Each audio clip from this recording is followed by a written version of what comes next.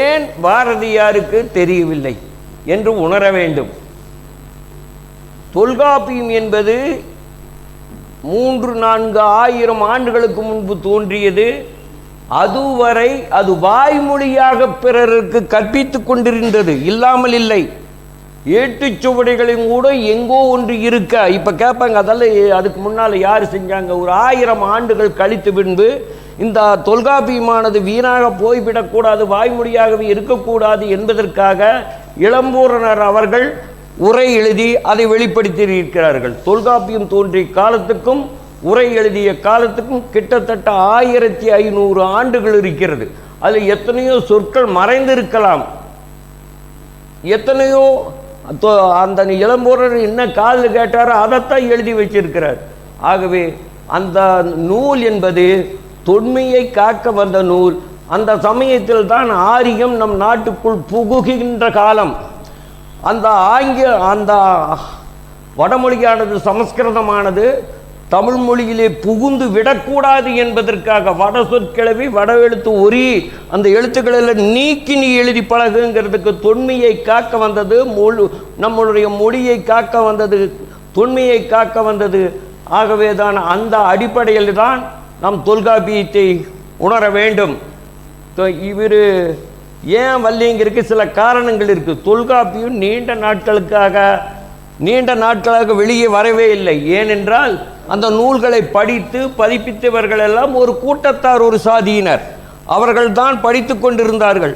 அவர்கள் இது என்னடா நம்ம தொல்காப்பியத்தை வெளியே விட்டால் நம்மளுடைய நிலை என்ன ஆகும் என்பதற்காக தொல்காப்பியத்தை எப்பொழுதும் மறைத்தே வைத்து கொண்டிருந்ததும் ஒரு காரணம்.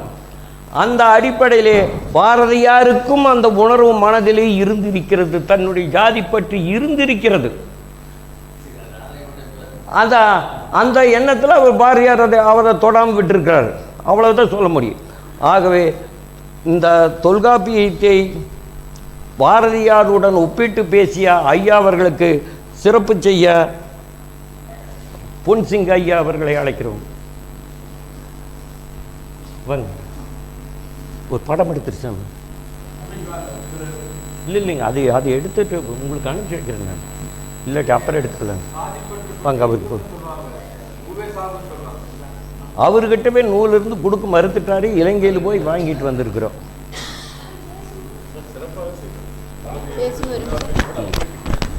வணக்கம். ஹலோ வணக்கம். அவர்களும் முறையிலும் பணிபுரிந்த வகையில் அவரும் ஸ்டேட் பேங்க் ஆஃப் இந்தியா, நானும் அதே பணியில் பணிபுரிந்தவன் தான்.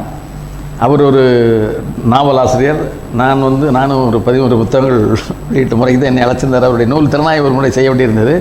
நம்ம ஐயா தம்பித்துறை அவருக்கு அழைச்சி அவருடைய அமர்வில் தான் செஞ்சோம். அருமையான ஒரு புதின ஆசிரியர். அவர் கையால் இருந்து என்னுடைய சிறப்பு செய்து மிக நன்றி, வணக்கம். அடுத்தது தலைமுறை நிகழ்த்திய நம்முடைய முகா அன்பு சிவா அவர்களுக்கு எங்களுடைய அமைப்பில் தொடர்ந்து வந்து கொண்டிருக்கின்ற மோகன் ஐயா அவர்கள் ஏதோ 2-3 மாதங்களாக வரவில்லை, இணையரோடு வந்திருக்கிறார். வந்து அவர்களுக்கு சிறப்பு. அதான் இணையர்னு சொல்லியிருக்கோங்க. அகில இந்திய தமிழ் சங்கத்தினுடைய துணைத் தலைவர் அம்மா அவர்களும் மோகனையா வாங்க. என்னடா இன்னைக்கு எங்களுக்கு கூட்டமே இல்லையே, 10-30 பேர் வரணுமேனு எதிர்பார்த்துட்டே இருந்தோம்.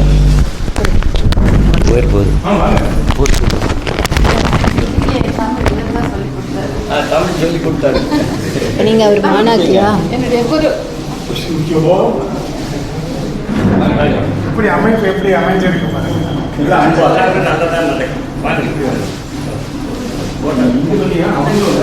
விடுங்க போட்டு முடிச்சதுக்கப்புறம் எடுக்கல. போட்டு முடிச்சதுக்கு ஆர்டர் இல்லை.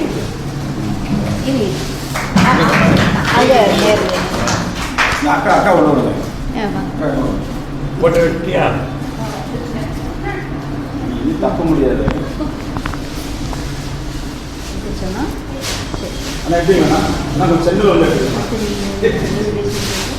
ஓட்டம்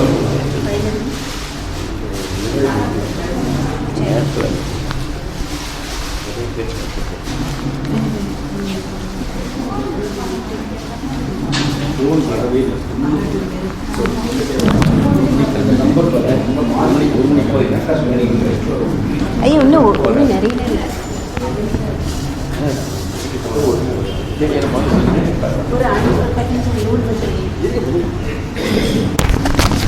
சொல்லட்டுமா? என்னைவே சொல்லு. அடுத்தது நம்முடைய அமர்வின் ஒவ்வொரு அமர்விலும் வழக்கமாக தொல்காப்பிய பயிலரங்கத்திலே நம்முடைய தொல்காப்பிய செம்மல் புலவர் ஆ காளியப்பன் ஐயா அவர்கள் சில தொல்காப்பியத்திலிருந்து சில கூறுகளை நமக்காக எடுத்துரைப்பார். அந்த வகையில் இன்று அவர் எடுத்துள்ள தலைப்பு தொல்காப்பியர் கூறும் மரபுகள்.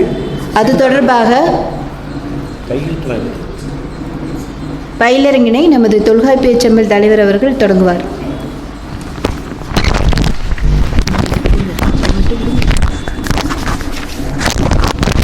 அதாவது இந்த அமர்வுகள் நம்மளுடைய தொல்காப்பிய பேரவையினுடைய தொடக்க விழா நாயகன் கைலை குருமணி தவத்திரு சாந்தலிங்க ராமசாமி அடிகளார் அவர்கள் முதலாக 5/9/2017 அன்று மேடையிலே அமர்ந்து தொல்காப்பியம் என்பது உலகம் முழுவதும் கொண்டு செல்ல வேண்டும், தொல்காப்பியத்தை யாரும் கண்டுகொள்வதே இல்லை, திருக்குறளை தான் எல்லோரும் மேன்மைப்படுத்தியிருக்கிறார்கள், ஆனால் திருக்குறளுக்கே வழி சொன்ன தொல்காப்பியத்தை யாரும் மேன்மைப்படுத்துவதில்லை, ஆகவே தொல்காப்பியத்தை உலகம் முழுவதும் பரப்ப வேண்டும் என்பதற்காக எல்லா கல்லூரிகளிலும் தமிழ் பாடத்திலே தொல்காப்பியம் இல்லாத போதும் தனி ஒரு நீதிமன்ற உத்தரவு பெற்று இந்த கல்லூரியிலே மட்டும் தொல்காப்பியத்தை பாடத்துக்காக வைத்திருக்கிறார்கள். அதே சமயத்தில் அவர் என்னை ஏன் தேர்ந்தெடுத்திருக்க வேண்டும் என்பதும் ஒரு காரணம் இருக்கிறது. நான் இங்கே படித்து கொண்டிருக்கும் பொழுது 1972 படித்து கொண்டிருக்கும் பொழுது அவருடைய அணுக்க தொண்டனாக இருந்திருக்கிறேன். அதற்கு பின்பு கல்லூரியை முடித்த பின்பு நான் இந்த மடத்து பக்கம் வந்ததில்லை, எங்கேயுமே அவரை நான் பார்த்தது கிடையாது. ஆனாலும் அவர் இறுதி காலத்திலே இந்த பூலோபட்டியில் காளிப்பின் இருப்பார், போய் கூப்பிட்டு வாங்கன்னு சொல்கிறார். அப்படி சொல்லும்போது அவருடைய இறுதி காலம் நான் போன உடனே அவர் சொல்கிறாரு, ஆமாம் எல்லாரும் இலை தலை கிளைகளை பற்றி பேசிக்கொண்டிருக்கிறார்களே, வேரை பற்றி யார் பேசுவது என்றார். ஏன்னா எனக்கு அப்போவே இலக்கணம் அறிவு உண்டுங்கிறது அவர் புரிஞ்சுட்டாரு. அதனால் வேரை பற்றி யார் பேசுவதுன்று நான் சொன்னேன், சாமி குளத்துப்பாளையத்தில் ஒரு 10-15 பேர்த்துக்கு நான் தொல்காப்பியத்தை சொல்லி கொடுத்துட்டு இருக்கிறேனுங்க அப்படின்னு சொன்னேன். உடனே அந்த படுக்கையில் இருந்தவர் எழுந்து அமர்ந்தார், எல்லோரும் வியந்தார்கள். இந்த தொல்காப்பியர் பேரவை இனி அந்த தோட்டத்தில் நடக்கக்கூடாது, நமது திருமண வளாகத்தில் தான் நடைபெற வேண்டும், அதற்காக தொல்காப்பியம் என்று தொல்காப்பியத்தை பேசுவதற்கு யாராவது வந்தால் இங்கு இருப்பதற்கு இடம் இலவசமாக தருகின்றார்கள். எல்லா வசதிகளும் இங்கே இந்த இடம் நீங்கள் நினச்சி பாருங்கள், இந்த ஒரு அரங்கை தயார் பண்ணோன்னே எவ்வளவு செலவாகும். தொல்காப்பியத்தை பேச வருகின்ற பெரும் கட்டுரையாளர்கள் மிகச் சிறந்தவர்களாக இருந்தால் அவர்களை PhD பண்ணக்கூடிய மாணவர்களிடம் பேச சொல்லி அவர்களுக்காக ஒரு 1000 ரூபாய் கல்லூரி சார்பில் கொடுப்பதும் வழக்கம். அதே சமயத்திலே இந்த தொல்காப்பியத்தை பற்றி யாராவது தொல்காப்பியம் என்று குழந்தைகளுக்கு பெயர் வைத்தாலே நாங்கள் 5000 ரூபாய் தருகின்றோம். தொல்காப்பியத்தை முழுமையாக ஒப்புவிக்கக்கூடிய குழந்தைகளுக்கு 27,000-ம், அவருடைய பெற்றோர்களுக்கு அந்த குழந்தைகளின் பெற்றோருக்கு 5,000-ம், அந்த குழந்தையை படிக்க தூண்டிய ஆசிரியருக்கு 5,000-ஆக மொத்தம் 42,000 ரூபாய் 37,000 ரூபாய் நாங்கள் தந்து கொண்டிருக்கிறோம். இந்த கல்லூரியிலே யாராவது தொல்காப்பியத்தை ஆய்வுக்கெடுத்து PhD செய்தால் அவர்களுக்கு ஆண்டுதோறும் 10,500 கொடுக்கிறோம். அதற்காக எனக்கு பின்னாலும் இந்த நடைமுறை இருக்க வேண்டும் என்பதற்காக சிட்டி யூனியன் வங்கியில் இப்போவே 1,50,000 ரூபாய் நாங்கள் டெபாசிட் செஞ்சுருக்கிறோம். அதற்கு பெரும் உதவியாக இருந்தவர் அமெரிக்காவில் இருக்கக்கூடிய கருணாநிதி ஐயா அவர்கள்தான்.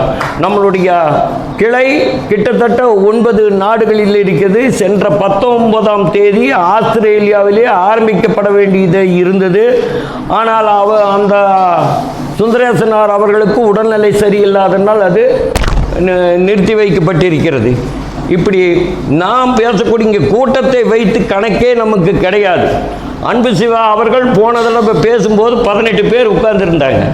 ஆனால் அதை கேட்டிருக்கிறவங்க 974 பேர் கேட்டிருக்கிறாங்க. எப்படி நம்ம இணையதளத்தின் மூலமாக கொண்டு சொல்லுகிறோம். யூடியூப்லேயும் கூட போடுறதில்ல. யூடியூப்பில் போட்டாலும் கூட அந்த சப்ஸ்கிரைபர்களுக்கு மட்டும்தான் போய் சேரு. அப்போ இந்த அளவில் நம்ம இருக்கின்றோம்.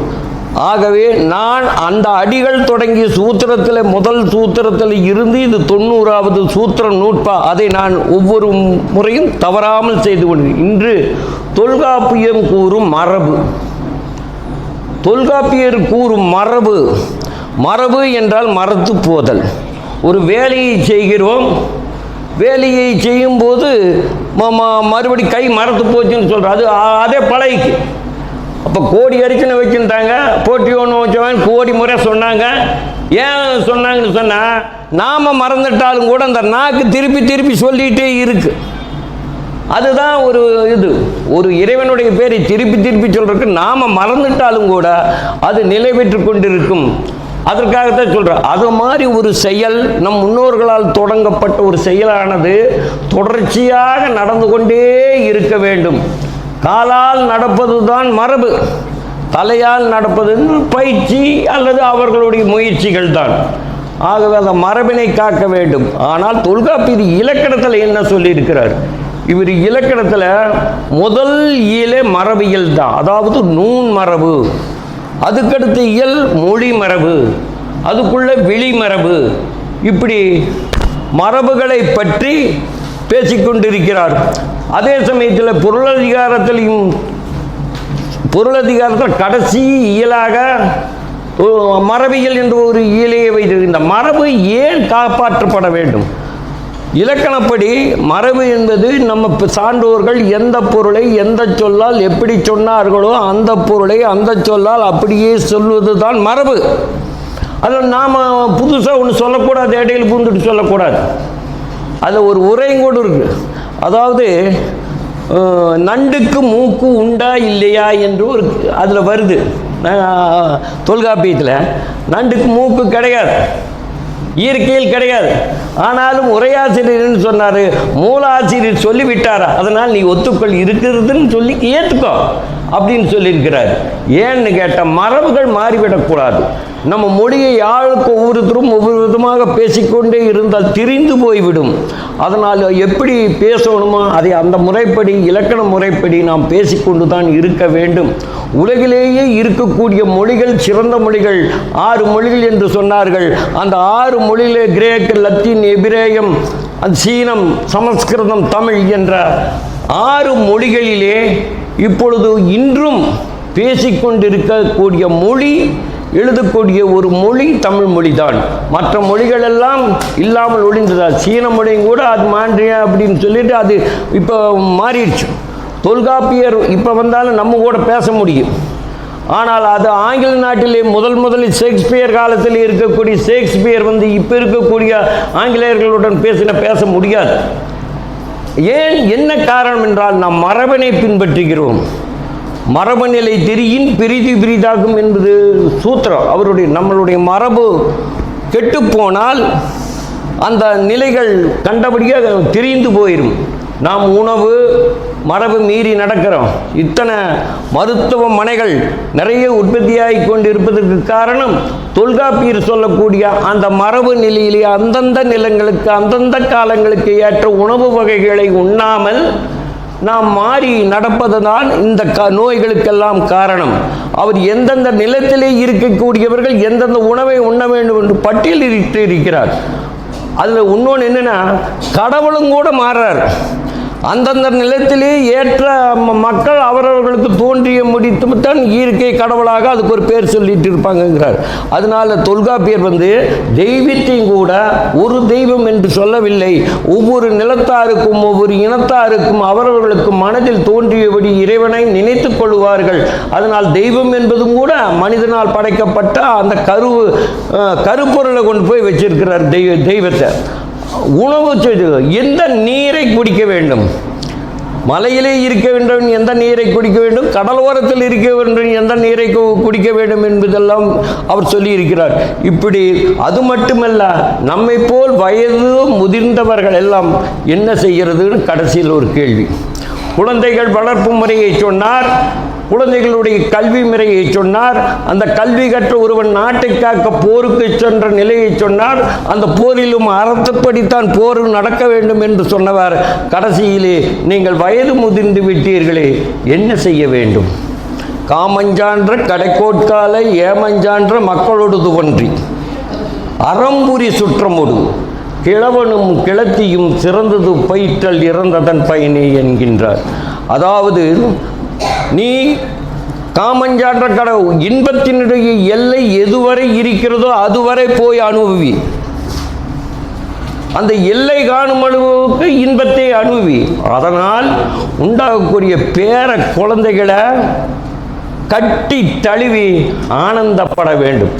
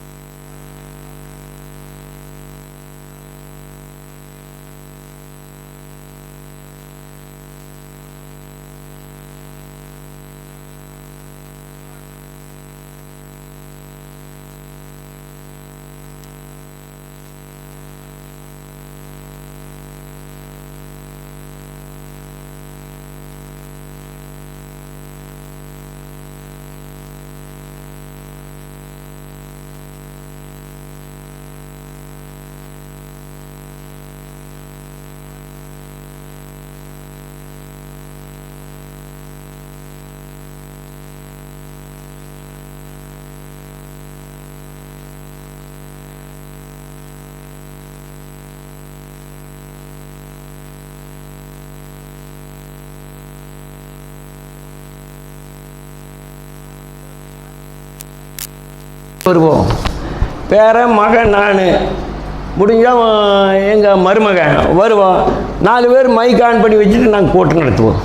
ஏன்னா இது இணையதளத்தில் போவது. உங்களுடைய பேச்சுக்கள் அருமையாக இருந்தது. உங்களுடைய தலைமை உரை என்பது மிகச்சிறப்பாக இருந்தது. இப்பொழுது எல்லாம் நாம் ஒரு நூல் வெளியீடுன்னு ஒன்று இருக்குது. என்னத்துக்கு நூல் வெளியீடு? இந்த நூல் வெளியிட்டாச்சு. கற்கை நன்றி என்ற நூல் வெளிப்படையாக வெளியிட்டாச்சு. ஆனாலும் அந்த நூலிலே இருக்கக்கூடிய சிறந்த கருத்துக்களை படித்து பார்த்த முன்பு இந்த நூலை அனைத்து இடங்களிலும் அனைத்து பள்ளிகளிலும் கொண்டு செல்ல வேண்டும், சிறுவர்களுக்கு கொடுக்க வேண்டும், அதை விளம்பரப்படுத்த வேண்டும் என்பதற்கு நோக்கமாக அம்மையாரிடம் வேண்டி எங்களுடைய அமர்விலே உங்கள் நூலை நாங்கள் விமர்சனம் செய்கிறோம் அப்படின்னு சொல்லி வர சொல்லியிருக்கிற சகுந்தலா அம்மையார்கள் அவர்களுடைய தமக்கையார் அவர்கள் அந்த நூலை படித்து உணர்ந்து அதை இது சிறந்த முறையில் நமக்கு விளக்கி சொல்லுவார்கள் என்றும் கூறி என்னுடைய உரையை நிறைவேற்றி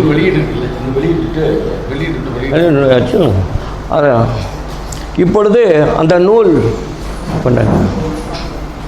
நிறைய இருந்தால் ஆளுக்கு ஒன்று கொடுக்கும். அளவாக இருந்தால் இங்கே இருக்கிறவங்களுக்கு மட்டும் முதல் தடவை இவங்க பெண் எழுத்தாளரோட நூல் வெளியிடுறோமா? ஆமாம், அதை சொல்லுங்கள்.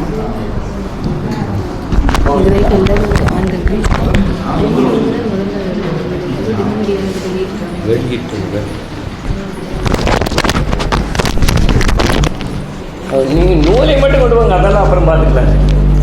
இல்லை பண்ணிட்டோம், இஷ்டப்பட்டு. இந்த நூலினை வெளியிடுவதற்கு நம்ம வில்லவன் கோதை அவர்களை வரவேற்கின்றோம். எத்தனை புத்தகம் வச்சுருக்கேன்? கூப்பிடுறத கேட்டேன்.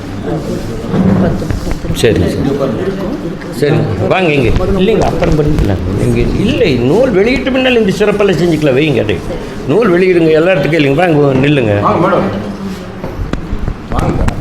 எங்களுடைய நீண்ட நாள் உறுப்பினர் நடராஜ ஐயா எல்லாம் நாங்கள் எதுவுமே செய்கிறது கிடையாது.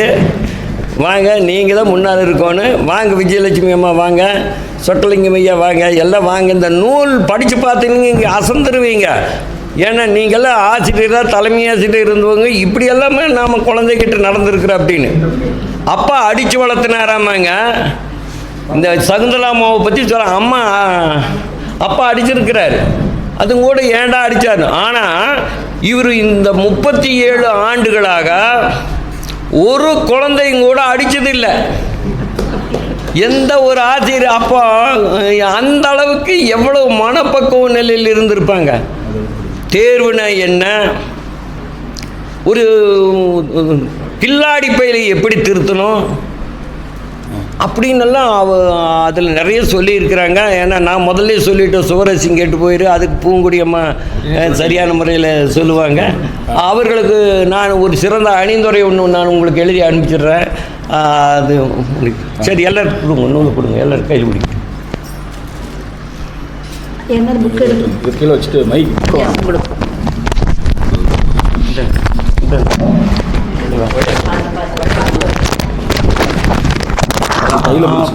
சேர்ந்து ஆஃப் பண்ணி வச்சு